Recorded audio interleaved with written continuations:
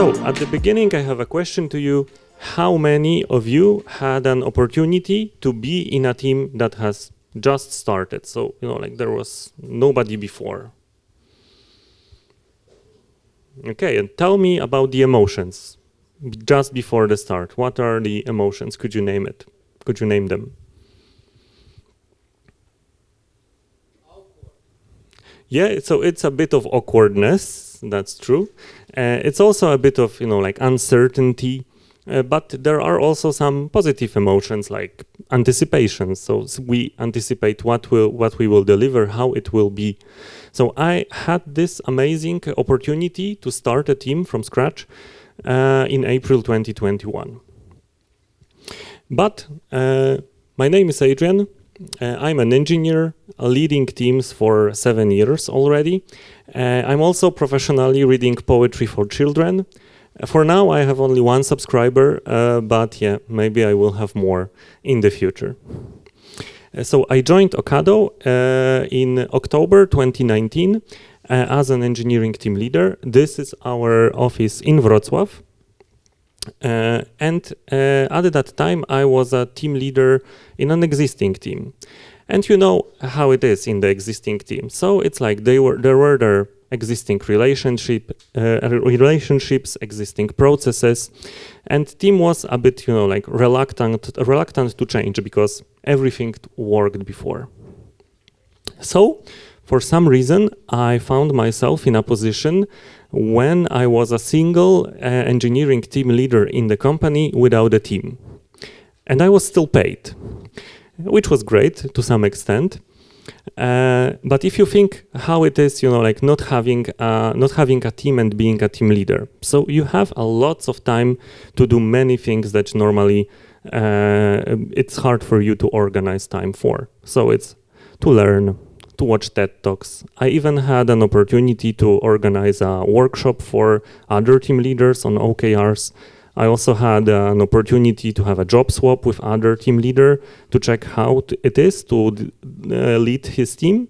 But in the end, it didn't work out for me because, like I missed all those stuff that I love and hate in the same time. So estimations, plannings, arguments with developers and product managers. So for me, being a team leader without a team, it was like sometimes I felt useless. So it was quite obvious that it's time for change. And fortunately, it was also time for change for Ocado, for my company. So in April 2021, I received a new mission. But there was one problem with that. So in the past, I was a backend engineer. I also was leading backend teams. And my new team was about to be mobile. So it was a completely no man's land to me. I didn't have any idea how to recruit mobile developers, how to onboard them, how to develop ways of working in such a team. And if that's not enough for you, how to do all of that remotely. Because that was a time in the past when we have a lot of lockdowns. But I was pretty sure that Ocado values will, help me how to achieve this goal. Exactly the same way I did manage to build a human, a radio made of humans without a sound. So audience spotted the answer, even though we weren't allowed to use a sound. So you have to be smart and you have to have values to do that. So in my presentation, we will cover all the journey that we faced. So we will deal with the recruitment, onboarding, of course, how to develop ways of working, and how from this stage perform. And in the end, we will cover how to deal with the unpredictability, so everything that we cannot predict before. But before I will continue and come back to my story, I would like to share with you what do we develop. So my team is a part of the Ocado Smart Platform. Ocado Smart Platform contains everything that Ocado has developed for the last 20 years in terms of logistics, artificial intelligence, machine learning, and of course software engineering. My team develops the OSP e-commerce app. Our app is a native app developed in Android and in iOS. We also have a backend for frontend written in Kotlin. Additionally, so one important note here is that this app was developed before my team was created. So there were other teams in Spain and in the UK that were working on this code before. Our app contains a lots of out-of-the-box features, but if our retailers would like to have something custom for them, we are open to those requests, but after the development, we offer those features to all our retailers. So, Act 1, recruitment. So, I would like to start the Act 1 with a question to you. So, what is important, in your opinion, while you set up a recruitment?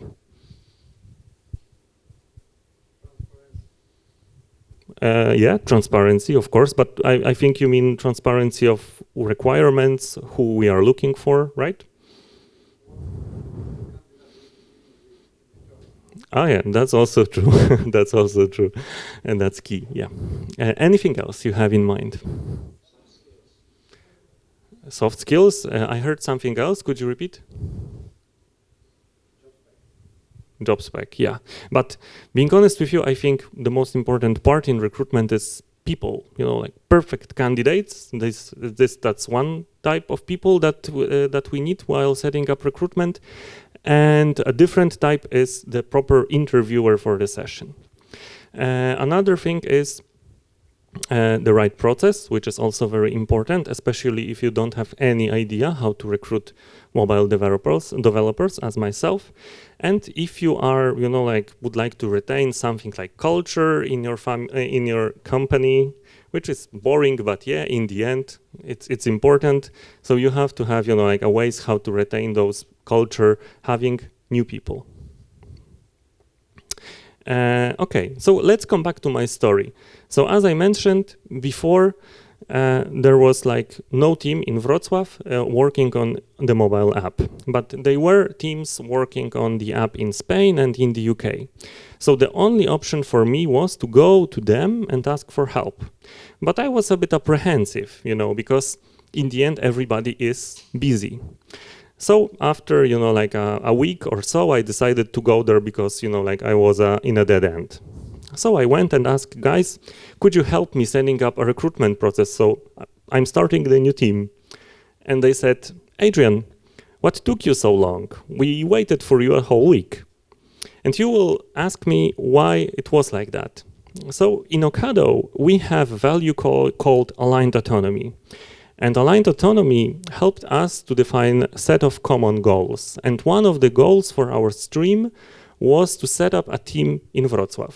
So when I came to them and asked for help, they were like already after their planning session, and they were, you know, like planning how to help us. So they were open and shared with me process. That's one thing. They also shared with me their experienced developers, so that there was somebody to run the session. And they also trained myself and other managers from my department how to run those cultural awarenesses session. One important thing that helped us here as well is organizational flexibility that we had. So myself as an engineering team leader, normally I'm not eligible to run a cultural awareness session. But in this case, when you know, like managers were busy, and in the end I was to work with those people directly after the recruitment, managers said, that's okay, let's do an exception and you will run this session. But at that point in time in Wrocław, in April and later in June in 2021, among mobile developers in Wrocław market, we were popular like Polish national team in badminton. So not that much. And so we had a real struggle how to hire in the local market. So, and still we also had, you know, like demanding roadmap and a lots of challenges in front of us.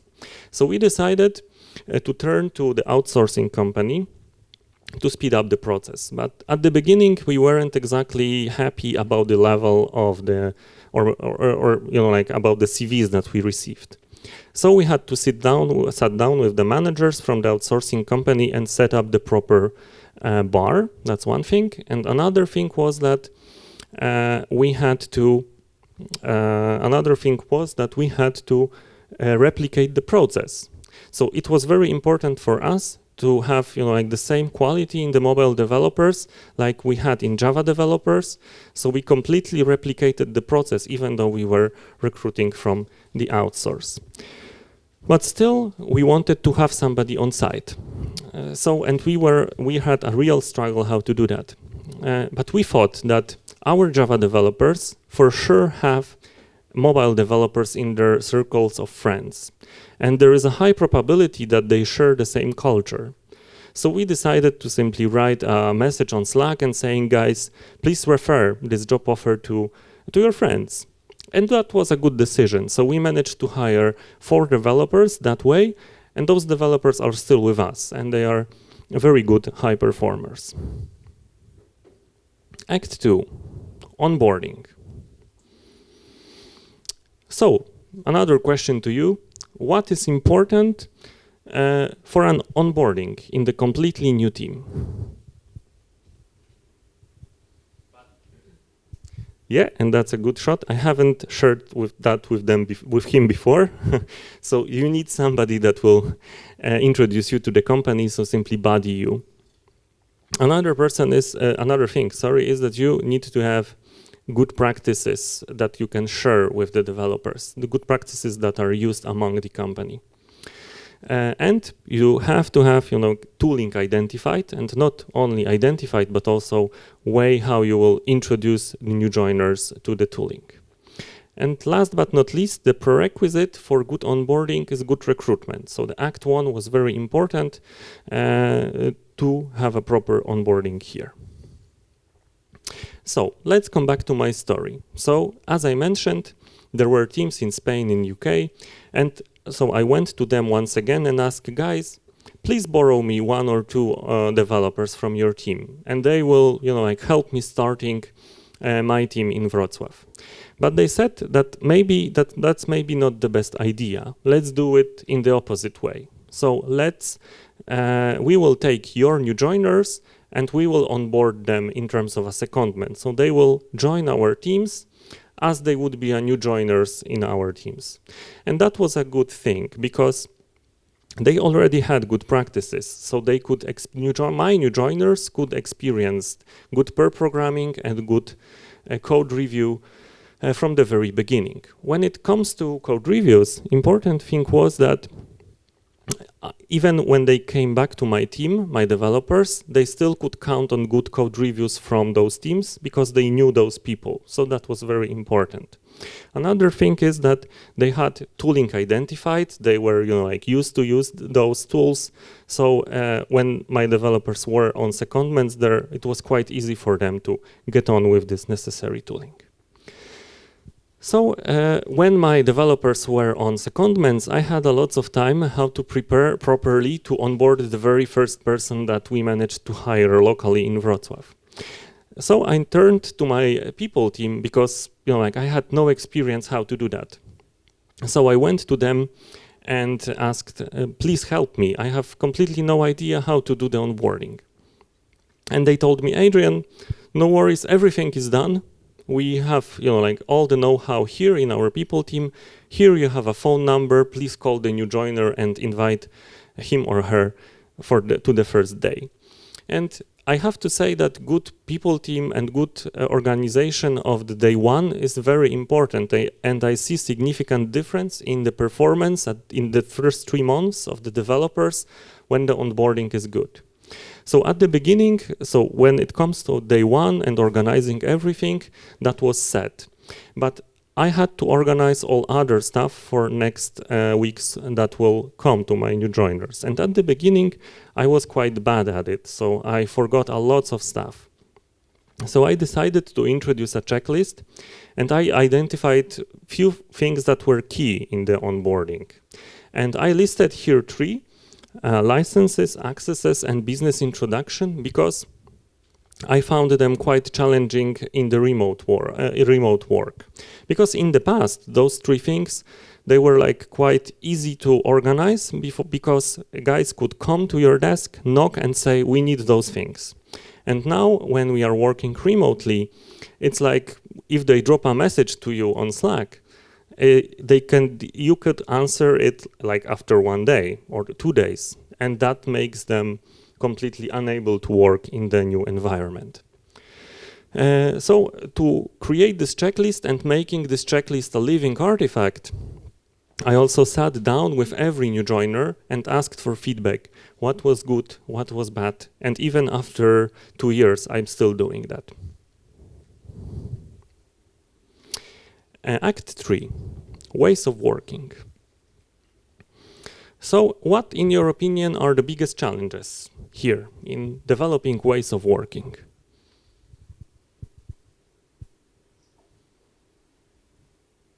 Come on, it's easy. The best practices were shared in the onboarding. So, like, I think we are still working remotely, or at the times we were. So that was the main challenge, how to work remotely. And all those side effects that it brings. So how to get to know each other. Other challenges are more common. So how to fill in technological knowledge, fill in the gaps in the technological knowledge. And another thing is how to set up a cross-functional team that is always challenging. So how we dealt with the working remotely. The very first thing that helped us here is our value of build trust. So our new joiners, they don't have to fight for our trust. We trust them from day one. We trust that we have good recruitment, and they can rely on us. We can rely on them, as long, of course, as they won't let us down. Another thing we used is we invested time in session called team time. So at the beginning, we met twice a week, and that was a session where we could discuss everything. So the agenda was like created at the very beginning of the meeting, and that was everything that developers had in their heads. From this practice, we developed lots of our practices that we are still using.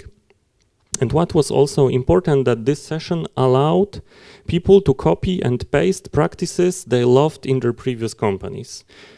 And that also gave them, like those pinch of things they really loved in their previous companies, and that they can still have it in their new working environment. But there is a side effect of working remotely. So how to understand the differences? So as Maciek mentioned in the first talk, like who is min-maxer, who is storyteller, who is actor. So we had to identify all of that.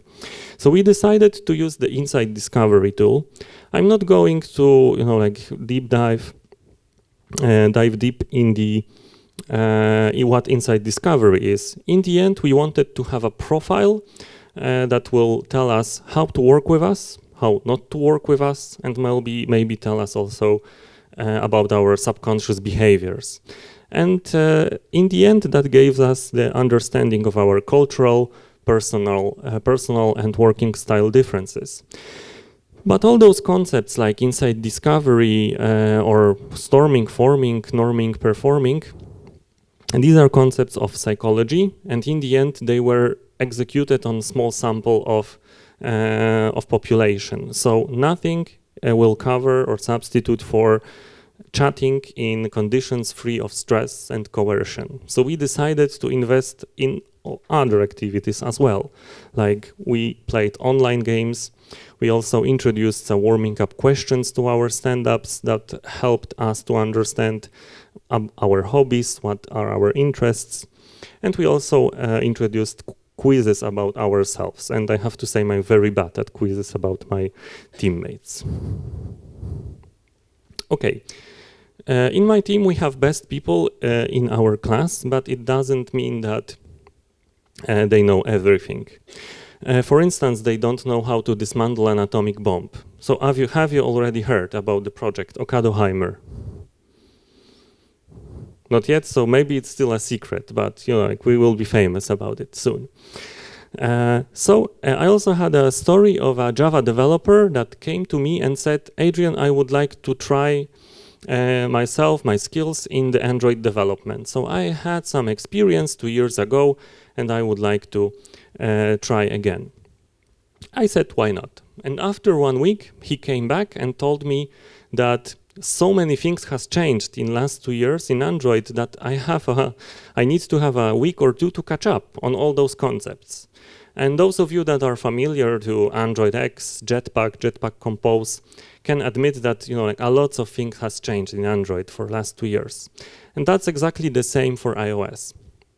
Fortunately, we have a very learning-friendly environment. So at the beginning, we invested in sessions called kindergartens, and that was like presentations from programmers to programmers. So everything that people found interesting and key in our new team that should be shared with others. Also in Ocado, we have 4 hours of lab time per week. So we decided to combine it and have 8 hours of lab time in once in 2 weeks. And we call this day a mastery day.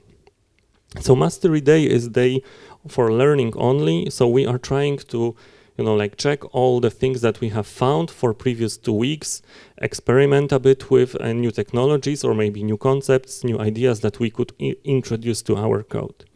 We also have a Slack channel to share everything that we have found interesting in the internet or in the literature. Dealing with cross-functionality is not easy if you have only backend developers in the team. And in my team, we had 2 aspects of dealing with cross-functionality. So firstly, we had to deal with the cross-functionality between mobile and the backend. So as I mentioned before, we had a backend for frontend written in Kotlin as well. So at the beginning, I thought that all developers will be in one team. But after 3 or 4 months, I realized that the intersection in the backlog of the tasks that they are working together is not that big. Also, I had feedback from mobile developers that they would prefer to have backend written before they will start the development in the front end. So we decided to split the teams. So we have now one sub-team of backend developers, but we are still operating very closely. They are even working in a different length of sprint, but still very closely. Another cross-functionality problem was how to deal with iOS and Android in the same team. So at the beginning, I thought that those 2 technologies, there is not much need to have them both in the same team. But my more experienced friends convinced me that those developers from those 2 technologies have to chat daily. Firstly, because it reduces the amount of synchros that is needed. Another thing is that it is quite naive to think that iOS and Android app will look exactly the same. There are differences in the native character of the app that has to be retained, and also and that leads to the different UX in some places. So we decided to have Android and iOS in the same team because we wanted to retain the UX as similar as possible, but still to retain the native differences. And one role I found key to reach this goal, which is quality assurance. So it's simply a tester, but it's not only a tester. So it's not a person that will only do testing for you, but it's also a person that during testing will give you a feedback whether we managed to retain similar UX and native character of the app, and in the same time whether we are still adhering to the guidelines like accessibility. So, to sum up, my team became fully operational in less than 9 months. We are still working remotely. Only those of us that lives and work in Wrocław, we meet once a week in the office. During our journey, we had developers from 7 countries.